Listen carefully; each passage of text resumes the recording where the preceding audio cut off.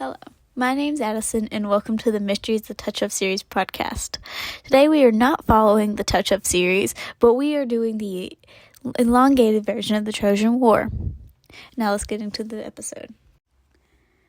Many years ago, when gods were still on Mount Olympus, Zeus came up with the great idea to wed the king of Phyta, Peleus, to a sea nymph. The wedding took place in Pelion. All gods and goddesses were invited except one, Eris. She is a goddess of quarrel.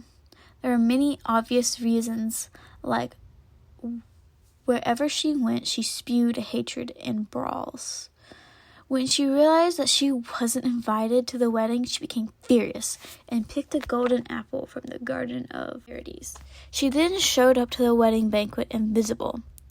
She arrived right when the feast started. She then made her way straight to where the Olympians sat.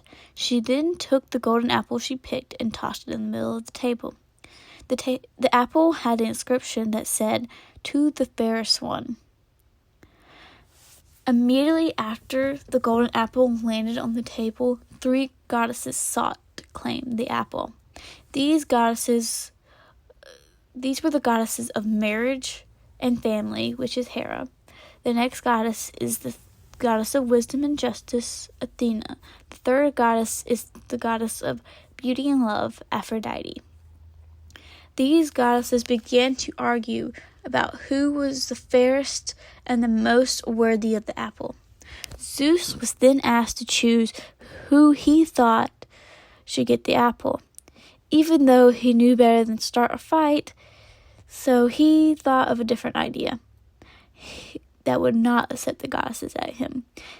Zeus asked a mortal man that showed to have fair judgment and was the most suited to judge.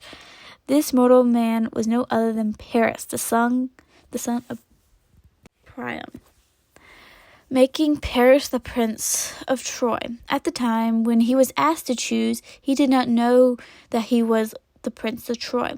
This is because he was living as a shepherd on the mountain of Iad, which was near Troy. This led to the myth known as Judgment of Paris. Hermes, the messenger god, then guided the 3 goddesses to Iad. Then they appeared in front of a very stunned Paris. After they informed Paris of Zeus's will, Paris then looked at the 3 goddesses but was not able to make a decision. After Paris failed to give the 3 goddesses his vote, they decided to strip nude in front of him to try to convince Paris of their beauty. While Paris inspected them, they offered him gifts. They tried to persuade him with their powers. The things they gave him were the promise to make him king of Europe and Asia. This promise was made by Hera. The next thing was an offering. They offered wisdom and the skill of war. That was made by Athena. The last promise was made by Aphrodite. The promise was that she would give him the most beautiful woman on earth.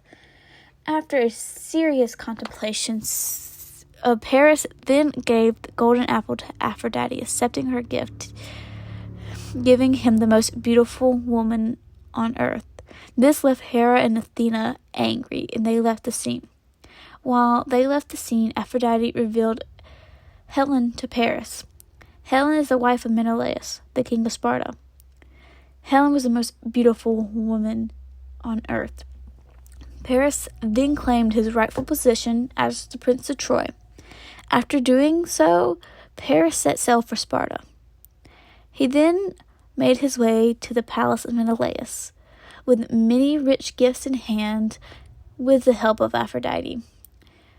Paris then he abducted Helen and took her back to Troy with him. The act of taking Helen resulted in the Trojan War.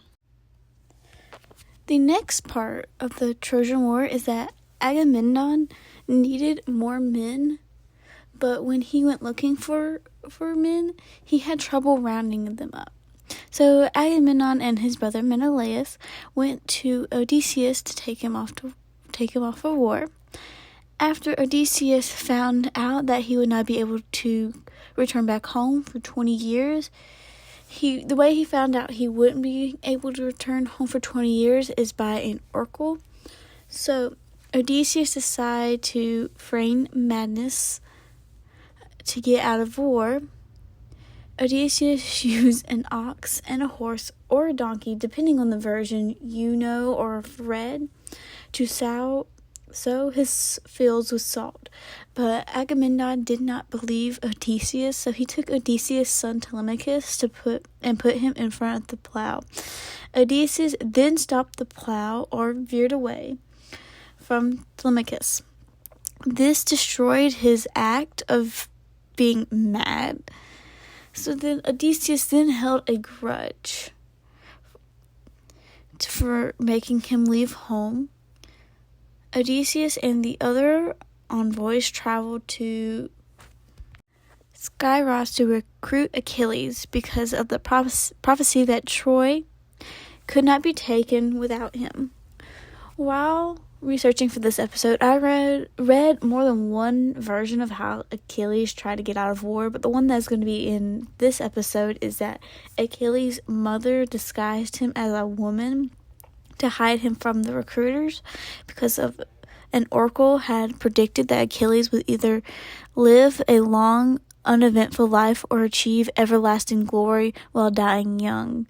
Odysseus cleverly discovered which of the women before him was Achilles when Achilles stepped forward to examine the array of weapons. Odysseus arranged for the sound of a battle horn, which prompted Achilles to clutch the weapon in his hand, and this made his disguise be foiled, so he then joined the army.